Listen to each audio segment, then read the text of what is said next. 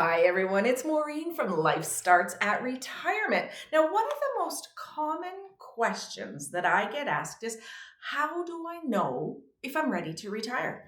And so, if you're planning on retiring soon or you've already retired, but things feel maybe a little bit off, this video is for you. You see, most people focus the majority of their time and energy about retirement on the money side of retirement. And once they get that figured out, they think, oh, okay, they can just retire.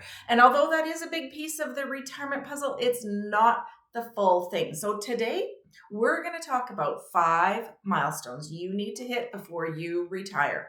They aren't just about money alone, they're about confidence, maybe, purpose, identity, lifestyle, everything that truly makes your retirement feel joyful instead of stressful. So let's get into it.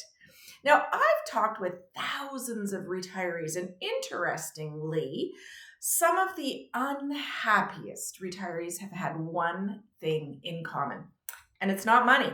The retirees who struggle the most are rarely the ones with the smallest bank accounts, and I would have thought the opposite. But it's the ones who really end up isolated, maybe alone. They don't have a good social network. And nobody really prepares you for this part. You see, when you work, or when your work ends, maybe that's when it is.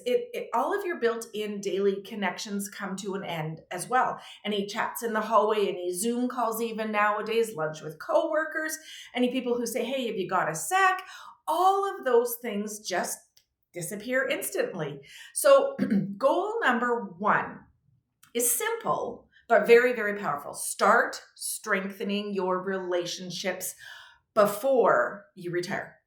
Think about how many of your friendships now revolve around work if you're still working.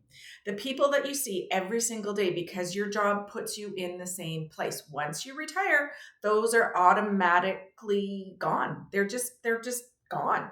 And so you don't have no, so if you don't have connections outside of the work, loneliness really can creep in.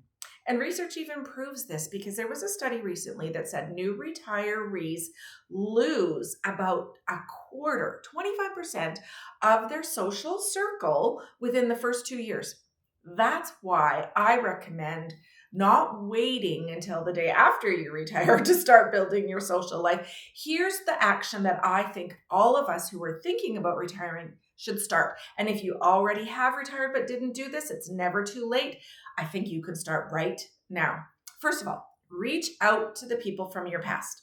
Friends that you drifted away from, neighbors maybe that you used to be close with, or family members that you might not have talked to in ages. And it might feel a little bit awkward. You might be a little bit nervous to try this or to try to talk to someone. But I've been doing this myself recently, and every single time that I've reached out to someone that I haven't talked to in a long time, it's been amazing. We talked and talked and talked. We caught up. And it was wonderful. And even a few of them, I have plans to go and see. Some of my old neighbors from Edmonton. Some of the girls I even went to high school with, I'm going to see the next time that I go to Edmonton. Retirement gives you the gift of time.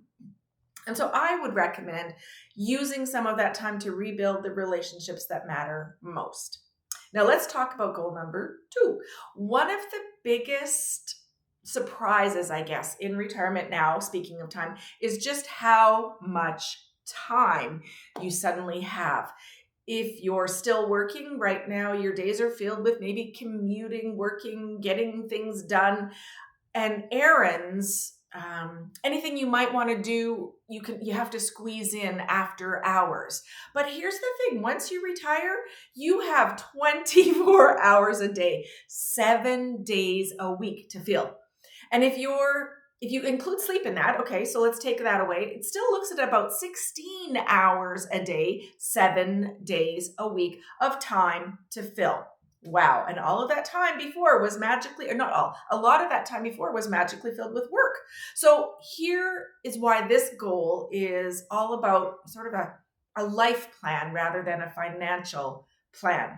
And that's why so many of my videos focus on finding what you love. Think about what you may have already wanted to try, what you have always wanted to do.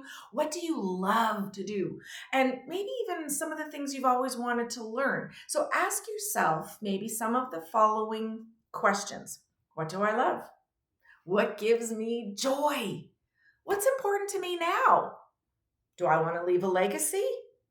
Even ask yourself these things. What did I want to be when I was younger? Is that still something that you want to try? I don't know. And then begin to put these things back into your life. Maybe even such things as, what did I love about my work? Or what, if you're still working, what do I love about my work? And keep some of those things back into your life, because it makes life so much more fun when you have a purpose, when you have something fun to do, when you have something to wake up to and do every single day. So I'll add a video in the comments about this stage of retirement that I did recently. And it's a bit more about getting into finding the things you love. But whatever your goals are, planning in small stages makes your retirement feel more exciting, more intentional, and then really doable. Goal number three, all about your health. And health really is your retirement currency, because without health, you really have nothing. So even if you love your job, it comes with stress. It comes with deadlines, responsibilities, and oftentimes long hours.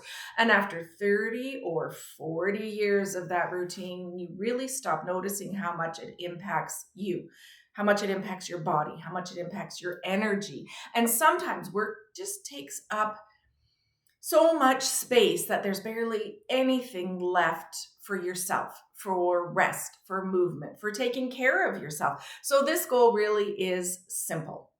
Just be completely honest about where your health is right now.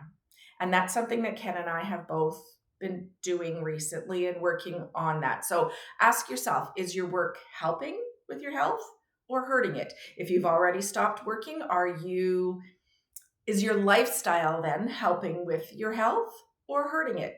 Are you moving enough? Are you eating well? Are you sleeping well? If you retire tomorrow or already retired, what would you want to improve? Now, you don't need to go all out and have a full overhaul unless you just think you need it. But start with some small steps. Maybe it's just taking daily walks. Maybe it's stretching. Maybe it's getting your annual checkups back on the calendar, drinking more water, cooking a home-cooked meal a bit more often. Whatever it is, use these small habits as the foundation for a healthier life you want in retirement. Because here's the truth, really. You can have all of the financial planning in the world, but if you don't feel well, if you can't enjoy your retirement, none of it matters. So prioritizing your health now gives you way more freedom. It gives you way more years to enjoy the life you're building now and to enjoy all of your hard work to get to this stage of life. Goal number 4, and honestly, it's one thing that we don't talk enough about, and it's not pretty, it's not fun, but it's the non-financial sort of safety net, I guess, that you need before you retire. Not just the money, although we do talk about that, but the people, the documents, the system, I guess, that makes life smoother when, hopefully, if something unexpected happens. Because here's the truth. Even the most well-planned retirement will eventually throw you a curveball. And when it does, it's much easier for yourself and for everyone around you if you're fully prepared and you're not scrambling. So this safety net comes in 2 parts: your support system and your planning system. So let's start with that support system. You ask yourself, okay, if something happened tomorrow, who would I call? Who knows my medical information? In Canada, we have what's called a green sleeve with all of our medical information. Do you have one of those? Who has a spare key to your house? Who can help you if you're sick, overwhelmed, or you just need a hand? Retirement becomes a lot less stressful when you know you're not having to navigate everything alone, but when you know too that that safety net is in place if you need it. And then there's the big one, the planning system. And we found this out recently, sadly, when my dad passed away just a few months ago. Now, this includes the documents that make life easier for you, your spouse, your kids, or anyone else helping you. Things like a will. Do you need a power of attorney? Any health directives? Have you updated your beneficiaries for any accounts you may have done years and years and years and years ago? Do you have an organized list of your accounts, your passwords, any key contacts that you need? Do you have a simple case in case of emergency sheet that someone can actually find? So oftentimes, many people have done this. They have a will, they have a power of attorney, they have a health directive, whatever they might have, but who knows where the heck it is? Your family or whomever you need needs to know where it is. So most people, or a lot of people, put these things off for years and years, but getting them in place before you retire gives you a lot of peace of mind. And it also prevents the mess, the confusion, the stress that families go through when the paperwork hasn't been organized ahead of time. So this action step really is simple, but it's not much fun. Organize, update, and then communicate with whomever needs to know. Make sure someone you trust knows where your things are. Let your family know your wishes, and review any outdated documents you might have, and then take the time to build just a small circle of people you can rely on. Because retirement isn't just about living longer, it's about living well with a foundation that supports your life and has all of the fun that you need. So a strong safety net ensures whatever happens to you and the people you love, you're all protected. Now, goal number 5, of course, is the one everyone expects. Have a clear, detailed financial plan. It's not necessarily about being wealthy, although that would be nice, but it's about being prepared. So before retirement, your focus is usually on saving and growing your money. But once you retire, everything shifts. Your financial success, I guess, becomes less about growth and more about strategy, how you'll withdraw the money, how you'll minimize your taxes, how your investments and income will work together to support you for decades. For those of you that have watched my channel for a while, you know the very first time I ever pulled any money out of our retirement savings account, I almost threw up. It was horrible. My mindset was so focused on saving, growing. When I took money out, I was almost sick to my stomach. And that's why a lot of people here in this part, they feel overwhelmed because it's a big transition, but it really doesn't have to be complicated. So here's your action step for this one. Don't try to do it all on the back of a napkin or on a basic spreadsheet even. This step, I think, deserves a real plan. Talk to a professional that you trust. Use a solid retirement planning tool, something that looks at the full picture. It looks at your income. It looks at your taxes. It looks at your investments, your estate planning, your longevity, and then one thing that has flexibility for any of the life changes that come along. And so when all of these pieces work together, that's when you have the confidence, and confidence actually lets you enjoy your retirement instead of worrying your way through it. Because at the end of the day, retirement isn't just about having money, again, although that's nice, but it's about knowing you're going to be okay. That peace of mind that lets you live fully, freely, and on your terms.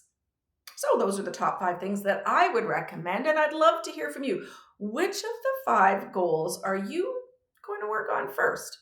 What's at the top of your list? Let me know in the comments. I look at every single comment. I don't always reply, but I definitely see them and try to reply to most of them. And remember, retirement isn't just about having enough money. It's about crafting a life that's meaningful, fulfilling, and joyful.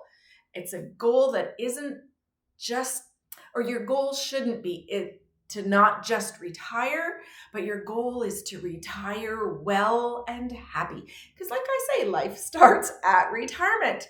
If you agree, please give this video a like and check out my other videos to avoid any roadblocks that you may encounter in any other areas. I'm Maureen. This is Life Starts at Retirement. Thanks for watching. Sincere thanks and take care.